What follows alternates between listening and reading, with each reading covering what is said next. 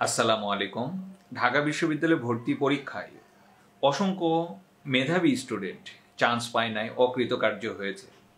তাদের উদ্দেশ্য করে একজন বিখ্যাত ব্যক্তির ছোট্ট একটি জীবনের ঘটনা উল্লেখ করব। ওই বিখ্যাত ব্যক্তি ক্লাস 2-এ একটা মাঠে গিয়েছিল এবং মাঠে গিয়ে পাখি ওড়া দেখে তার স্বপ্ন হয়েছিল সেও আকাশে উড়বে, পাইলট হবে। সেই অনুযায়ী পরিশ্রম করলো এবং বাসা থেকে 1000 কিলোমিটার দূরে পরিবার ছেড়ে গিয়ে পড়ালেখা করলো। এবং ওই সময় অ্যাডমিশন ফি দেওয়ার মতো অর্থ তার বাবার ছিল না।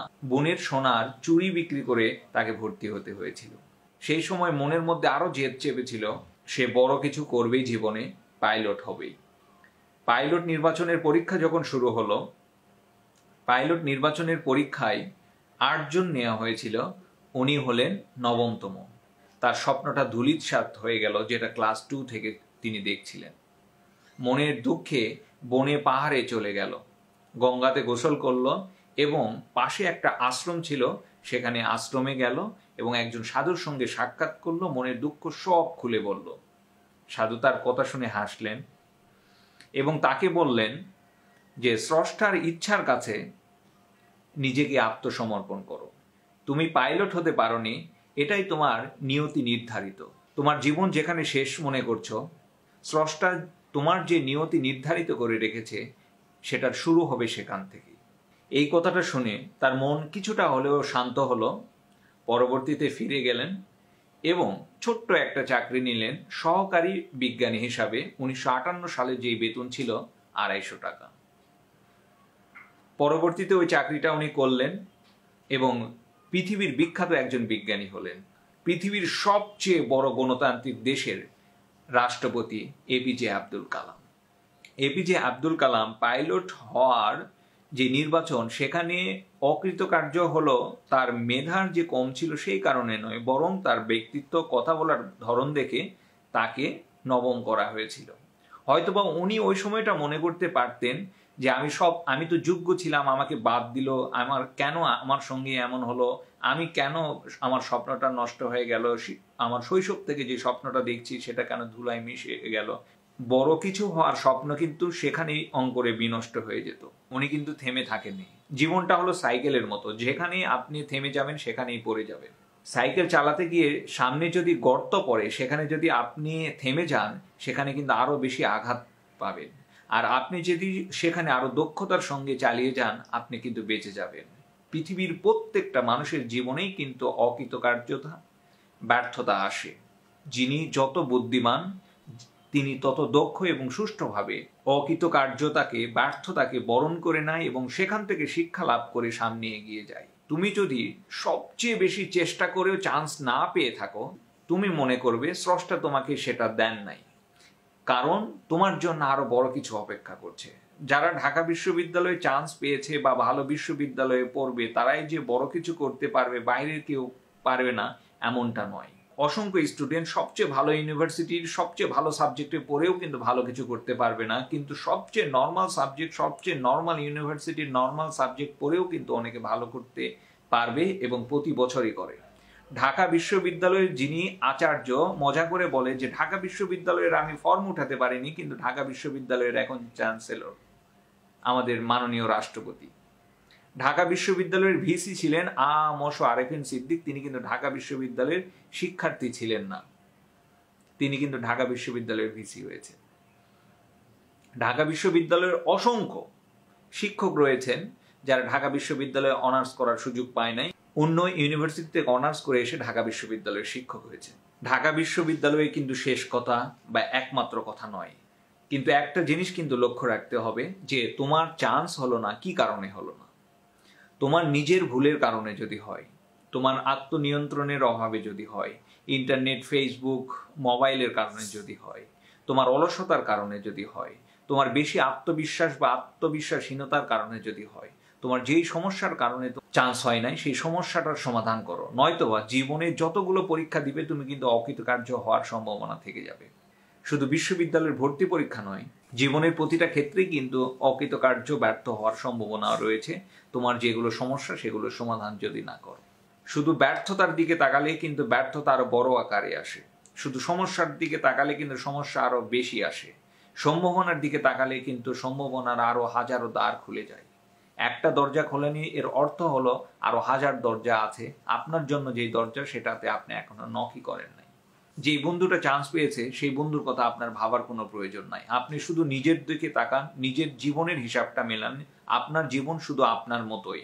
ঢাকা বিশ্ববিদ্যালয়ে শেষ কথা নয়, জীবনটা অতি ক্ষুদ্র, পৃথিবীটা কিন্তু অনেক বিশাল। এই বিশাল পৃথিবীতে এই সামান্য চান্স পাওয়া কিংবা না পাওয়া, ছোট্ট একটা ইউনিভার্সিটিতে চান্স পাওয়া বা না পাওয়া, এই বিষয়ে হতাশ হয়ে জীবনের যে সুন্দর মুহূর্তগুলো নষ্ট করার মতো কোনো কারণ নাই। যেই ইউনিভার্সিটিতে চান্স পাবে, যেই সাবজেক্টে চান্স পাবে, সেই সাবজেক্টে যদি ভালো করে পড়ালেখা করেন আপনি ভালো কিছু করতে পারবেন। ডিগ্রিতে পড়ে বিসিএস প্রশাসন ক্যাডারে কিন্তু প্রথম হয়েছে, ফরিদপুর সরকারি কলেজ থেকে কিন্তু ফরেন ক্যাডার সবচেয়ে ডিমান্ডেবল ক্যাডারে কিন্তু সেকেন্ড হয়েছে। প্রতি বছরই কিন্তু জাতীয় থেকে এসপি ম্যাজিস্ট্রেট হচ্ছে। আবার ঢাকা বিশ্ববিদ্যালয় থেকেও অনেকে চাকরি পাচ্ছে না।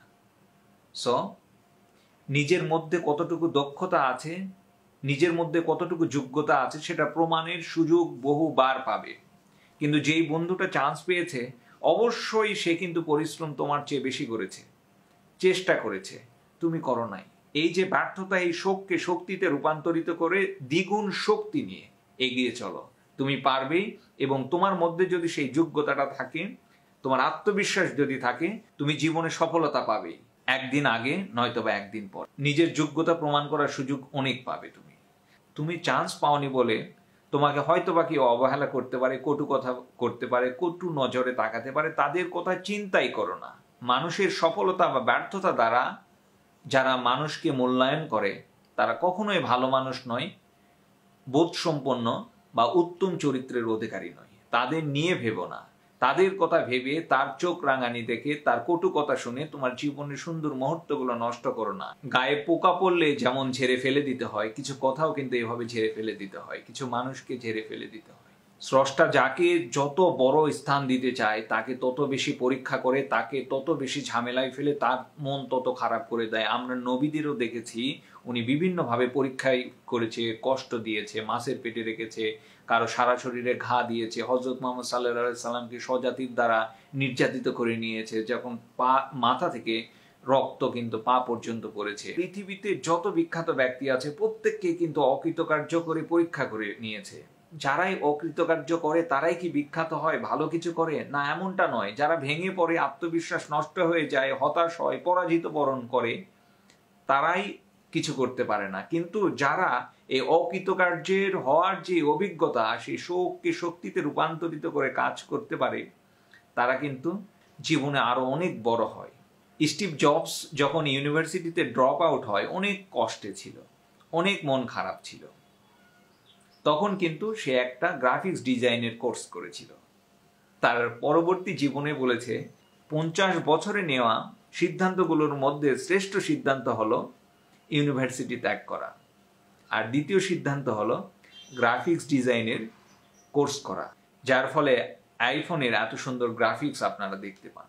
বিল গেটস প্রায় একটা কথা বলে যে আমি 2 সাবজেক্টে ফেল করেছিলাম আর আমার এক বন্ধু সব সাবজেক্টে পাস করেছিল। সেই বন্ধু এখন মাইক্রোসফটের ইঞ্জিনিয়ার আর আমি মাইক্রোসফটের মালিক। এই ভিডিওটি মোটেও কাউকে সান্ত্বনা দেওয়ার জন্য তৈরি করি নাই।